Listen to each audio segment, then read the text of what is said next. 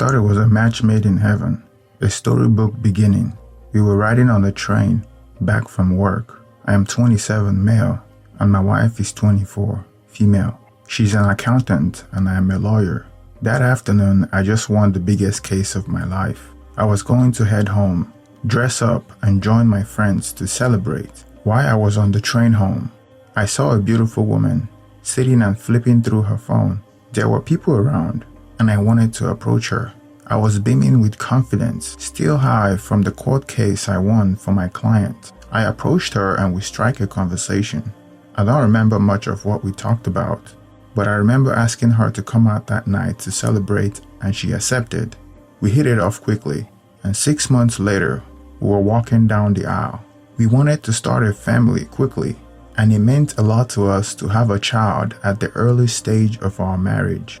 So we started trying for a baby on the very first night of our marriage. 3 months later, no show. She asked me, I thought this thing was easy as being intimate, so what is wrong with us? Why haven't I conceived after everything that we have been doing? I answered, it takes one shot for others, but for some, it takes a lot of effort before it happens, so let's keep going. We tried for a year and got no result. She got worried. I wasn't perturbed because I knew it would happen when the time is right. We tried for another year and nothing happened. I said, don't worry, it takes time, but one day it will happen. We are still young and we still have time. Another year comes to pass without a show. She swung into nagging mode. She keeps nagging. She expressed fear instead of hope. What if it doesn't happen at all? What if there's something wrong with us?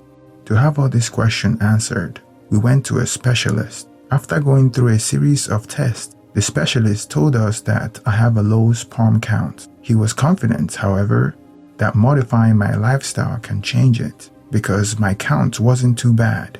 He gave a series of recommendations that would help improve our chance of getting pregnant. Diet changes, sexual habits, doing it during our ovulation to enhance chances of pregnancy, increased frequency 3 days near and after her mid-cycle, and a lot more. When my wife heard that doing it every day would increase our chances, she didn't allow me to sleep. She didn't allow me to live my life on days we were both home. She wanted me to live inside of her. She demanded it. It was stressful for me, but for the sake of peace and calm in the house, I had to obey and do as she wished. Just 2 months after returning from the specialist, she conceived. You should have been there to see how she expressed her joy. I don't have the words to tell you her joy the day we tested, and it was positive. She jumped here and there. She took a day off just to celebrate. She laughed for no reason and did a lot of goodness in the house just because she could. 2 months later, my wife stopped doing anything in the house. If it's cleaning she has to do, she would say, I can't do it because of the dust. You know, pregnancy and dust don't go well. If it's the food she must prepare, there was a reason why a pregnant woman can't prepare food. She stopped doing laundry because the scent of the soap made her feel like throwing up. I didn't complain. Whatever she left undone, I did it. I was cooking for her, cleaning the house, doing the laundry. All she did was watch TV and testing because pregnant women can't be stressed. When the pregnancy was 6 months old, she took a leave of absence from her job without even telling me. I found out when I saw her on the couch when she was supposed to go to work. I asked her if she was sick. That was when she told me that she took a leave of absence. I was okay with that because my salary was enough to keep us comfortable. When I got home from work, she was still sleeping at the same spot on the couch. She didn't touch anything in the house. Piles of dishes in the kitchen. I didn't complain. I didn't like living in an untidy place. I didn't complain. I took my time to wash the dishes. She was healthy through it all. One evening, her water broke and I sent her to the hospital. She gave birth to a boy that evening and we came home the next day, I think. Her mother came that very day to help take care of the child. Her mother made what seemed at the time as an innocent comment, but in time would come back to haunt me. That child doesn't look like any of us, she said. My wife's mother later said that his nose looks like her late husband's. I took that comment for granted and thought it was just old folks talking because you can hardly tell who the baby looks like when they are that young. When her mother was around, my wife left everything to this old woman and me. Her mother was a nice woman. She was not comfortable seeing me doing certain things, so she would take them from me. She would see me vacuuming, and she would stop everything to take the vacuum from me. She would see me cleaning the bathroom, and she would go like, "Ricky, just leave it for me. I will do it when I'm done with what I'm doing." Sometimes I do listen. I will go ahead and do it while she take care of other things. The baby was 3 months old when her mother left us. My wife started working again. We hired a babysitter that lives next to us. We have known her for years. She's a woman in her 60s that was retired and needed extra income. She had been my mother's childhood friend, and she do a great job taking care of the baby when we are at work. My wife leaves work late. And sometimes we need the babysitter to stay longer. Now here comes the issue I don't understand. Immediately after my wife gets home, she doesn't do anything else. The baby will sit on her lap while she sits in the living room, texting and sending the babysitter on errands. While the babysitter is still on the clock, when the babysitter finally leaves, she will start sending me around like I was a slave. At dawn, when the baby wakes up and starts crying, she would tap me, "Wake up," and pick him up. He wants to be walked around. When the baby is on her lap during the day, she doesn't do anything. At dawn, when there is nothing to do, the baby becomes my responsibility. There is a point I got tired and began to complain. I told her, "Your attitude started when you were 2 months pregnant. I put up with it because of your situation. For all the times that you were pregnant, you didn't pick a pin in this house. There's a baby and now you want to leave everything to me? No, it won't work. Snap out of your holiday mood and be responsible for what you ought to be responsible for." She was lying on the bed when I said that. She got up and sat in a way that she could be my height. She said, "Are you complaining? Do you know how it feels to carry a baby for 9 months? Have you experienced it before? Do you know the pain and the stress one goes through for 9 months before the baby arrives? I have gone through all that, and you want me to add domestic chores to it? What do you do around here?" Instead of a conversation, it turns into an exchange of words. She was not ready to listen to me, and I was not ready to take what she's trying to put across. We slept without resolving anything. The next morning, I bathed and left the house. She was in the house when I returned from work. Used diapers were spread around the living room, and the baby was sleeping in the coat.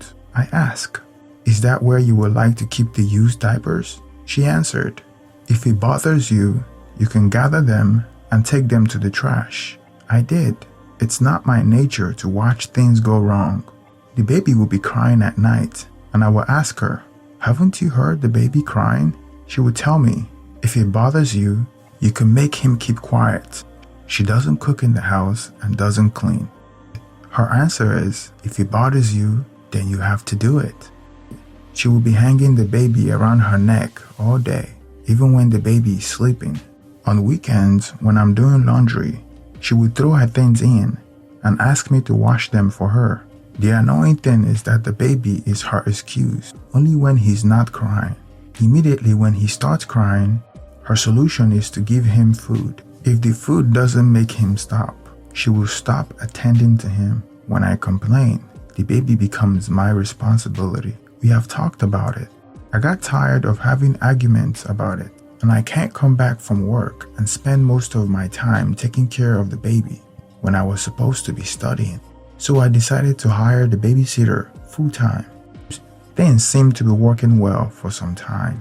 My wife got too comfortable with the babysitter taking care of the baby that she wouldn't even come back home early from work. It was almost as if she gave up the responsibility of being a mother to the babysitter. I don't mind paying the babysitter, but I thought as a mother, she was supposed to be present, especially when the baby is still that young. The crazy part was that she wasn't this lazy before we got married. It was as if she was waiting to get pregnant before she started showing her true colors. One day I took a day off to do some research on a case I was working on. My wife left for work and my babysitter came early as usual. I was in my home office when the babysitter walked in. It wasn't uncommon for us to share pleasantries from time to time, but this time something wasn't right because the babysitter was crying. I was concerned that something was wrong with the baby, so I asked her whether the baby was okay, and she said that the baby was good. Then I asked her what was wrong with her. Her voice was quivering. She muted something that sounds like, "I want you to know that your wife was cheating on you." I asked her again to make sure I heard her correctly. I didn't believe what she said. I asked her how she knew my wife was cheating on me. She said that she had listened to my wife on the phone, talking to her affair partner on the baby monitor. She said that she was having an affair with her co-worker, and it seemed like the affair has been going on for a while. I didn't know what to do. I felt like I had been slapped on the face. I sat on the chair for a few minutes, exhausted and confused. The confusion turns to anger. I wanted to call my wife and confront her, but some communication is better done face to face. From the explanation the babysitter gave me, I have an idea who the affair partner was. My wife was fond of one of her male co-workers. She used to talk about him a lot. I haven't seen him before, but my blood was boiling to confront him. All logic went out the window when I got into my car and headed straight to her workplace. As a lawyer, I knew that everything I was about to do would be against the law, but I didn't care. I was going to drive to her work and rip the guy's head off. By the time I got to the parking lot, saner mind prevails. The time was around 10 a.m. or so when I arrived at her work. I sat on the parking lot thinking about my life and how I got it all wrong. While I was still in my car, I saw some people coming out of the building. Then I noticed my wife walking out with a male and female co-workers. I was parked in the parking lot staring at them as they walked closer. I haven't seen him before, but his face looked familiar. I couldn't figure out where I've seen him before, but I knew I haven't seen him before. Then I realized that he was the guy my wife was having an affair with. That morning, when I drove out of my house to confront my wife and her affair partner, I was ready to cause a scene, but now I am tempered and deflated. As I was driving back home, I knew my marriage was over. I called a buddy of mine that was a divorce lawyer to start getting the ball rolling. When I arrived home, the babysitter was still there. She was curious to find out what I did, and she was happy to hear that I didn't do anything crazy. I thanked her for letting me know. She asked me if I wanted her to leave, and I told her that she could stay and take care of the baby. As I was about to walk off, I turned around and asked her why she exposed my wife's affair, even though it means that she could lose her job if she finds out. She said that I was a good man, and it was difficult for her to see me getting treated this way. It was really hard to hold back tears, and I went straight to the bedroom to get myself together. When I got out of the bedroom, the babysitter was in the living room holding the baby. I felt like I needed some comfort. I went to carry the baby from the babysitter. With the baby in my arms, I looked in his eyes, and for the very first time, I thought he looked like the affair partner I saw this morning. The man that's probably having lunch with my wife as I hold my baby. That's what hurt the most. All the chores, all the effort I've been putting in was to raise another man's baby. I thought about what my mother-in-law said when he was born, that the baby didn't look like either one of us. It was so surreal. I couldn't confirm whether the baby was mine or not without the DNA test, but I have a strong feeling that he wasn't mine. The babysitter soon went home, and it was just me and the baby. When my wife got back home that evening, I confronted her about cheating on me. Although I didn't mention how I found out, I lied that I have been following her. She tried to deny it until I told her that the baby doesn't look like. Her facial expression says it all. She started confessing that it wasn't her fault and that she was afraid that she wouldn't have a baby, and she started having an affair to get pregnant, and that it was my fault, and if I have given her pregnancy, she wouldn't have cheated. I was heartbroken. There was still a part of me that wanted to believe that he was my son, but I knew deep inside that he wasn't. I couldn't stay home with her that night. I went to stay at my brother's house. The following day, we went and got an official DNA test on the baby. and I wasn't surprised that he wasn't mine. The lawyers have already drafted the paper, but she wouldn't sign it. She said that I am the only father that the baby knows and that my name is on the birth certificate. And it doesn't matter if he's mine biologically, that I am the father. I have already told her that she is delusional, and whether she likes it or not, I'll be getting a divorce. I have a lot of respect for my mother-in-law, but when I called her, I felt like she already knew. It seemed like everybody around me knew something was wrong with my wife, except for me.